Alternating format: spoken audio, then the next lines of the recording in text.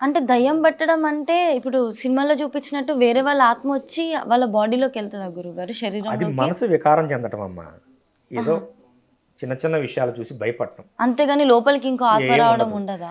ఆ ఆత్మలాగా ఉన్నది అంటాన్ని శక్తి అంటాం.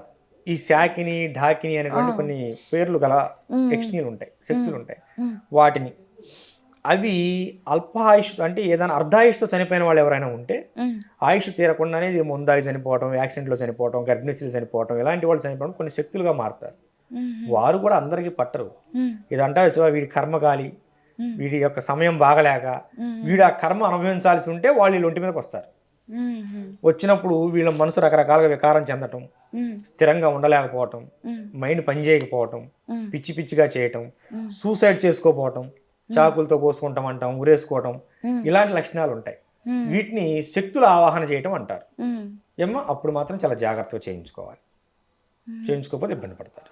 గురుగారు వీటన్నిటిని అంటే నయం జేయడం ఎట్లా గురుగారు? అంటే మనం గురువుల దగ్గరికెళ్ళాలా? సద్గురువుని సాధన ఆశ్రయించాలమ్మా. వీటి కొన్ని ప్రత్యేక క్రియల ద్వారా, హ్మ్. ప్రత్యేక క్రతువుల ద్వారా, హోమాల ద్వారా తీసేయొచ్చు. హ్మ్. ఇది పెద్ద విషయమేం కాదు. హ్మ్. వీటిని తెలుసుకోవడమే పెద్ద విషయం.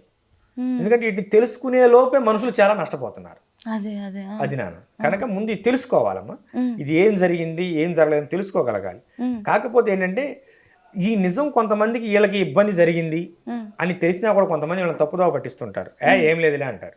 హ్మ్. హ్మ్. అపహాస్యం చేస్తారు. హ్మ్. హ్మ్. వీడు ఇదేం పట్టిందా ఏమన్నా? ఈ కాలంలో ఇవన్నీ ఉన్నాయా? హ్మ్. అని అంటాడు. వీడు మాత్రం ఏదైనా అవసరం అయితే వెళ్లి గురువు దగ్గరికెళ్ళి చూయించుకొనొస్తాడు. హ్మ్. ఎదుటి వాళ్ళని మాత్రం పక్కదారి పట్టిస్తారు. హ్మ్. కనుక ఎవరేమనుకున్నా అనుకోకపోయినా అది హ్మ్. బాధలు పడేవాళ్ళకి తెలుస్తాయి. హ్మ్. శక్తులున్నాయి, ప్రేతాలున్నాయి, ఆత్మలున్నాయి, చేతబడులున్నాయి. హుహు. ఏమ్మా వాటి బారిన పడి ఇప్పుడు కూడా చాలామంది ఇబ్బందులు పడుతున్న మాట సత్యం. హ్మ్. హ్మ్. హ్మ్. ఇప్పుడు నా దగ్గరికి చాలామంది వస్తుంటారు. హ్మ్. మీరన్నారు గదా! ఒక పుతలి ప్రయోగం చేసిన వ్యక్తి నా దగ్గరికొచ్చాడు. హుహు. నిజంగా. ఆ! ఆ! నైట్ పడుకుంటే వాడిని ఉడకబెట్టినట్టే ఉంటుంది. హుహు. ఈ పుతలి ప్రయోగం అంటే ఒక బొమ్మను చేసి హ్మ్. వేడి నీళ్ళలో పెట్టి ఉడకబెడతారు. హ్మ్. సాయంత్రం పూట. హ్మ్. హ్మ్. వేడి నీళ్ళ కింద మంట పెడుతుంటారు. వేడి హ్మ్. నీళ్ళలో. హ్మ్. వీడికి ఒళ్ళంతా చెమటలు పట్టేసి బీపీ డౌన్ అయిపోయి అప్పటికప్పుడు ప్రాణం పైపానం పైన పోతున్నట్టే ఉంటుంది. ఏమ్మా హ్మ్. ఇది చాలా ప్రమాదకరమైన క్రియ. ఆ! కొంతమందికి ఈ మెడ అసలు నిలబడదు. హ్మ్. ఎక్కడికెళ్ళినా ఏ టెస్టులు చేసుకున్నా అంతా బానే ఉంటుంది. కానీ మెడ అంతా ఒకటే బరువు గురుగారు పడుకుంటే తల దిండు మీద పెట్టనివ్వదు. ఆడకూతులకైతే వాళ్ళ జడే వాళ్ళకి ఇబ్బందిగా ఉండి దాన్ని జడని కట్ చేసుకుందామా అన్నంత బాధ వస్తూ ఉంటుంది. హ్మ్. హ్మ్. ఆ! వీటిని పొతలి ప్రయోగాలంటారు. హ్మ్. ఇలాంటివి చాలామంది చాలా రకాల సమస్యలతో వస్తుంటారు. హ్మ్. ఇవన్నీ చాలా చూస్తూ ఉంటాం. కనుకమ్మ ఉన్నాయి. ఎవరేదనుకున్నా, అనుకోకపోయినా నువ్వు అడిగిన ప్రశ్నకి సమాధానం చేతబడులు ఉన్నాయి. అంతే. హ్మ్. హ్మ్. ఆత్మలున్నాయి. హ్మ్. అయి బాధపడేవాడికి ఆ బాధ తెలుసు. అంతే. హ్మ్. ఏమ్మా! హ్మ్. ఇప్పుడు ఇంటర్వ్యూ చూస్తారు. హ్మ్. జనం వెతుకుతారు. హ్మ్. ఇప్పుడు ఎవరైనా సరే హ్మ్. ఇంటర్వ్యూ ద్వారా చెప్తున్నా మన ఆశ్రమానికి వచ్చేవాళ్ళు జుజ్జూరు గ్రామం ఎన్టీఆర్ జిల్లాలో హ్మ్. మన జుజ్జూరు గ్రామానికి వచ్చేవాళ్ళు ఎవరైనా సరే హ్మ్. పౌర్ణమి రోజు గాని, అమావాస్య రోజు గాని రండి నాన్న పీఠంలో అందుబాటులో ఉంటాను. హుహు. ఏమ్మా హ్మ్. మిగతా సమయంలో నాకు 2 ఆశ్రమాలు ఉన్నాయి గనుక ఎక్కడ ఉంటానో తెలీదు గానీ, హ్మ్. పీఠంలో మాత్రం ఖచ్చితంగా హ్మ్. పౌర్ణమి రోజు, అమావాస్య రోజు ఖచ్చితంగా పీఠంలో అందుబాటులో ఉంటాను. ఆ రోజుల్లో ఖచ్చితంగా రండి. ఎవరైనా సరే. ఖచ్చితంగా. ఎందుకంటే హ్మ్. మీ ద్వారా చెప్తున్నానమ్మ. ఎందుకంటే అవునవును. చాలామంది ఇబ్బంది పడుతున్నారు భక్తులు దూర ప్రాంతాల నుంచి వస్తూ హ్మ్. గురువుగారి అడ్రస్ దొరకక, ఫోన్ నెంబర్ తెలియక ఇబ్బంది పడుతుంటారు. హ్మ్. కనుక మీరు ఇబ్బంది పడి రావద్దు. పౌర్ణానికి, అమావాస్యకి మాత్రం అందుబాటులో ఉంటాం. పీఠంలో జుజ్జూరు గ్రామంలో అందుబాటులో ఉంటాం. హ్మ్. విజయవాడ దగ్గర హ్మ్. కంచిచర్ల నుంచి జుజ్జూరు గ్రామం అందరికి అందుబాటులో ఉంటాం. మన పీఠంలో అందుబాటులో ఉంటాం. హ్మ్. అది పౌర్ణానికి, అమావాస్యకి మాత్రమే తప్పనిసరిగా పీఠంలో ఉంటాం. మిగతా రోజుల్లో చెప్పలేం. కనుక ఆ హ్మ్. 2 రోజులు మాత్రం మీరు వచ్చే భక్తులు ఎవరైనా ఉంటే ఆ రోజు వచ్చి మమ్మల్ని కలిసే ప్రయత్నం చేయండి. అప్పుడు ఒకవేళ వస్తే మనకసలు ఉన్న సమస్యలు చెప్పినప్పుడు దానికి కారణం ఏంటి? వీటి వల్లే నా జరుగుతుంది. లేదైనా సాధారణంగానే ఉందా? ఒకవేళ వీటి వల్లయితే దీనికి రిజల్ట్ ఏమంటారు పరిష్కారం ఏంటి అనేది కూడా మీరు గైడ్ చేస్తారు కదా అవునమ్మా. గురుగారు. హ్మ్. ఖచ్చితంగా నాన్న. హ్మ్. ఒక 10 మంది ఈ సమస్యలతో వస్తే హ్మ్. అందులో నిజంగా ఉండేది ఒకళ్ళకో ఇద్దరికో. ఆ! హ్మ్. 8 మంది రోజు ఈవిడేదో నొప్పి అంటుంటుంది. హ్మ్. పక్కింటి వాళ్ళు ఏం చెబుతారంటే, మొన్న వాళ్ళకి కూడా ఇలాగే నొప్పొస్తే హాస్పిటల్‌కెళ్తే ఏం లేదన్నారు. హ్మ్. చేతబడి చేశారంట. నీకు కూడా చేశారేమో అంటుంది. హ్మ్. ఈమె మనసులో ఇంక అది పడిపోతుంది. అంతే. భయమే అన్నిటికన్నా ఏమ్మా? డేంజర్. హ్మ్. ఆ భయం వల్ల కూడా చాలామంది ఇబ్బంది పడతారు. అవును. కనుక మీరు ఏదైనా సరే నిజం తెలుసుకునేంత వరకు భయానికి లోను కాకండి. హ్మ్. ముందు భయపడితేనే మీ భవిష్యత్తు ఆగమైపోతుంది. అవును. హ్మ్. కనుక ఇట్లా భయపడి ముందుకెళ్ళి ఇబ్బంది పడేవాళ్ళు చాలామంది ఉన్నారు. హ్మ్. కనుక అందరికీ ఉండదు. హ్మ్. అసలు లేదని మాత్రం చెప్పలేం. అదే అది మనం ఒక ప్రాపర్ పర్సన్ దగ్గర సరైన వ్యక్తి దగ్గరికి వెళ్ళినప్పుడే అది ఏంటి అనేది మనకు తెలుస్తుంది. మనంతటా మనం అయితే దాన్ని చెప్పుకోలేం కదా. అవునా, దగ్గరలోనే గురువుని సంప్రదించాలి ఎవరైనా కూడా. గురుగారు, సందర్భం వచ్చింది కాబట్టి నాకు చిన్న ప్రశ్న అడగాలని ఉంది. అడుగునాను. గురువు దగ్గరికి వెళ్ళి ఇలా చేసుకోవాలి అని అంటారు, అన్నీ తెలుస్తుంది. కానీ బయట సమాజంలో ఎంతోమంది గురువులు, అసలు ఇంతమంది గురువులు ఉన్నారా అని చెప్పేసి కూడా తెలియదు. యూట్యూబ్లో నొక్కితే ఎన్ని వీడియోలో ఎంతమందో, అందరూ చూడడానికి ఒకటే కైండ్ ఆఫ్ డ్రెస్ వేసుకొని, వస్త్రాలు అవే బొట్లు, చూడడానికి అసలు ఎవరు సరైన వాళ్ళు, ఎవరు మనకి ఫేక్ ఎట్లా తెలుస్తుంది గురుగారు అసలు? ఎందుకంటే మాటలతో మాయ చేసే వాళ్ళు ఎంతమంది ఉన్నారో మీకు కూడా తెలుసు. అది చూసుకోవాల్సిన బాధ్యత భక్తుల మీద ఉంటుంది. ఐడియా ఎట్లా గుర్తించడం భక్తుల ఎలా? మీద ఉంటుంది నాన్న. ఏదైనా ఒక శాస్త్ర సంబద్ధంగా గురు పరంపరలో ఒక పీఠము, ఒక మఠము, ఒక ఆశ్రమము ఏమ్మా, ఒక పరంపరలో ఉన్నవారు వేరు. ఓకేనా?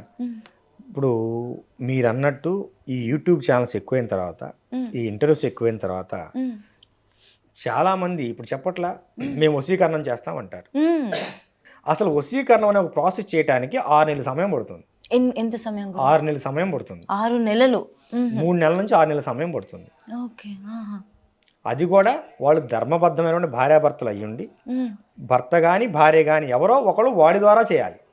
ఒక గురువు ఎప్పుడు చేయకూడదు. వశీకరణం నిషిద్ధం, గురువు చేయడం నిషిద్ధం. ఇప్పుడు ఒక ఆడకూతురు వచ్చి, అయ్యా నా భర్త ఇలా పరాయి స్థితితో ఉంటున్నాడు, నన్ను ఇలా ఇబ్బంది పెడుతున్నాడు, నా పిల్లలు నన్ను పట్టించుకోవట్లేదు అంటే మనం ఆమెతో అతనికి ఆ వశీకరణం చేయించాలి, అంతేగాని మనం చేయకూడదు. వీడు ఎప్పుడైతే నేను చేస్తా అన్నాడో అక్కడే అర్థమైపోవాలి అతను గురువు కాదనే విషయాన్ని మీరు అది గమనించాలి ఏమ్మా. కనుక ఏదైనా ప్రజలు అప్రమత్తంగా ఉండాలి, జాగ్రత్తగా ఉండాలి.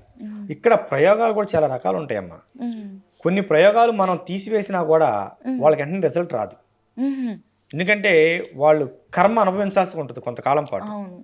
కనుక ఆ కర్మ అనుభవించే సమయం పోయేంత వరకు కొంతమందికి పోదు. లక్షల ఖర్చు పెట్టి చేసిన ఒక 3 నెలల నుంచి 6 నెలల పాటు అనుభవించాల్సిన క్రియలు ఉంటాయి, అనుభవించే పోతాయి. అంతే. కొన్ని వాటి ప్రభావం ఉంటుంది, వెంటనే కొన్ని క్షణాల్లో తగ్గిపోతాయి. కనుక ఇది కూడా ఉంటుంది. ఇప్పుడు ఒక వ్యక్తికి ఒక బలమైన ఇబ్బందితో వచ్చాడు అనుకున్నాను, అతనికి మనం ఒక హోమం చేస్తాం, ఒక ప్రత్యంగరానో చండియో బగలానో ఏదో చేస్తాం, వారాహి చేస్తాం. కొంతమందికి ఆ క్షణంతో రిలీఫ్ అయి వెళ్ళిపోతారు. కొంతమంది 3 నెలలకు కూడా ఫోన్ చేసి గురువుగారు కొంచెం ఇబ్బంది ఉందండి, మళ్ళీ తర్వాత 10 రోజులకు ఫోన్ చేసి ఫ్రీ అయిపోయామని అంటాడు. అంటే వాడు ఇంకో 3 నెలలు ఆ కర్మ అనుభవించాల్సిన అవసరం ఉంది కనుక అనుభవించాడు. కనుక కొన్ని వీటికి వెంటనే రిజల్ట్ రావు, కొన్నాళ్ళు సమయం పడుతుంది. అదే విషయాన్ని మనం గమనించాలి.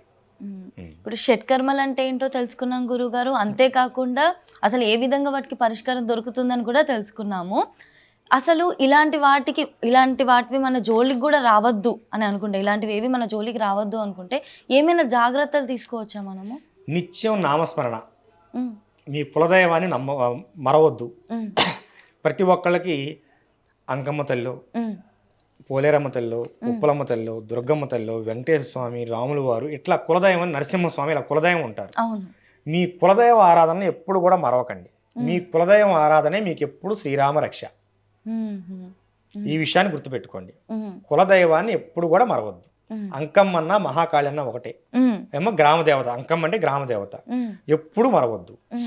కనీసం సంవత్సరంలో 2 సార్లు అయినా సరే గ్రామదేవత ఆలయాన్ని దర్శనం చేయండి.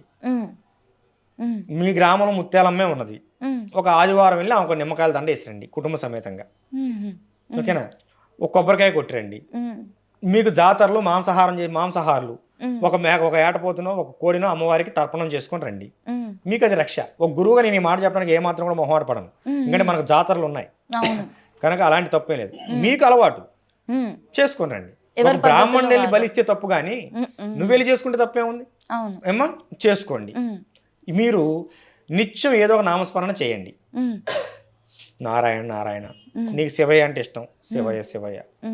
ఒక నరసింహ అంటే ఇష్టం, స్వామి. నిత్యం నామస్మరణ చేయండి. శ్రీమాత్రే నమః, ఓం నమో నారాయణాయ, ఓం నమ శివాయ, ఓం నారసింహాయ, శ్రీ ఆంజనేయం ప్రసన్నాంజనేయం, రామ రామ రామ. ఇలా ఏదైనా నిత్యం నామస్మరణ చేయండి. మీకు ఇబ్బంది ఉండదు. ఉమ్, మీకు ఏదైనా బలమైన ఇబ్బంది జరుగుతుంది అనుకుంటే, ఇలాంటి జరిగింది అనుకుంటే, ఉమ్, మీ గ్రామ దేవత ఆలయానికి వెళ్ళి, ఉమ్, మీ గ్రామంలో ఉండే ఆలయం, ఒక ముత్యాలమ్మ తల్లి ఆలయం, ఉమ్, ఒక 5 శుక్రవారాలు కానీ 5 ఆదివారాలు కానీ వెళ్ళి అమ్మవారికి పసుపు నీళ్ళతో అభిషేకం చేసి, ఉమ్, ఒక 2 బిందెలు 3 బిందెలు పసుపు నీళ్ళతో అభిషేకం చేసి, ఉమ్, అమ్మవారికి 21 లేదా 51 నిమ్మకాయలు ఉమ్, దండేసి కొబ్బరికాయ కొట్టి రండి. ఉమ్, అక్కడ అమ్మవారి దగ్గర కుంకుమ పసుపు కుంకుమ వేసి అవి మీరు బొట్టు పెట్టుకొని రండి. ఉమ్, వస్తూ వస్తూ ఆ కుంకుమ కొంచెం తెచ్చుకొని మళ్ళీ వారం వరకు ఆ బొట్టు పెట్టుకోండి. ఉమ్, ఇలా 5 వారాలు చేయండి. ఉమ్, చిన్న చిన్న సమస్యలు ఏమైనా అయితే, ఈ భూతపేత బాధలు, చిన్న చిన్న ఏదైనా మీరు దాటుడు సమస్యలు, చిన్న చిన్న సమస్యలు ఏమైనా ఉంటే క్షుద్ర బాధలు తొలగిపోతాయి. ఉమ్. అప్పటికి కూడా తొలగకపోతే అప్పుడు మీరు గురువుని ఆశ్రయించండి. Okay okay. ఇంట్లో ఏవేవో శబ్దాలు వినపడతాయి. అవి ప్రయోగం తాలూకు ఆనవాళ్ళు, గజ్జె సౌండ్ వినపడుతున్నాయి, శబ్దాలు వినపడుతున్నాయి. ఉమ్, అక్కడ ఇంట్లో ఏం చేయాలి? మీరు అప్పుడు లలితా పారాయణం చేయించుకోండి. ఉమ్, మీ ఇంట్లో మీకు చేతబడి జరిగిందని అనుమానం కలిగింది, లలితా పారాయణం చేయించండి. లేదు, ఉమ్, ఇంట్లో రుద్రాభిషేకం చేయించండి. ఏమా 2 అర్చకులను తీసుకొచ్చుకొని రుద్రాభిషేకం చేయించుకోండి. ఉమ్, లేదు, చండీ పారాయణం చేయించుకోండి. ఉమ్, లేదు, ఏదైనా వ్రతం నోము నోచుకోండి, సత్యనారాయణ వ్రతం లాంటి నోములు నోచుకోండి. ఏదైనా ఇంట్లో కుటుంబ కలహాలు ఇలాంటి ఇబ్బందులు ఏమైనా ఉంటే, చిన్న చిన్న సమస్యలు ఏమైనా ఉంటే ఖచ్చితంగా తొలగిపోతాయి. ఇవి చేసినా కూడా తొలగకపోతే అప్పుడు మీరు సద్గురువులను ఆశ్రయించండి. ఉమ్, ఖచ్చితంగా ఈ విషయాలను పాటించండి. ముందు మీకు అనుమానం కలిగినప్పుడు లలితా పారాయణం చేయించుకోవటం కానీ, ఉమ్, ఇంట్లో రుద్రాభిషేకం చేయించుకోవటం కానీ, వేద పారాయణం చేయించుకోవటం కానీ, లేదా చండీ పారాయణం చేయించుకోవటం కానీ, లేకపోతే ఏదైనా వ్రతాలు నోములు లాంటివి నోచుకోవడం కానీ చేసుకోవాలి. ఏదైనా జరగగానే మీరు బయటికి మంత్రగాళ్ళ దగ్గరికి తంత్రగాళ్ళ దగ్గర పరిగెత్తాల్సిన అవసరం లేదు. ఇప్పుడు ఇవన్నీ పాటించండి. ఇవన్నీ పాటించే క్రమంలో మీకు కనుక ఉపశమనం లభించకపోతే అప్పుడు మంత్రగాళ్ళ దగ్గర కాకుండా గురువులను ఆశ్రయించండి. ఇది విషయం.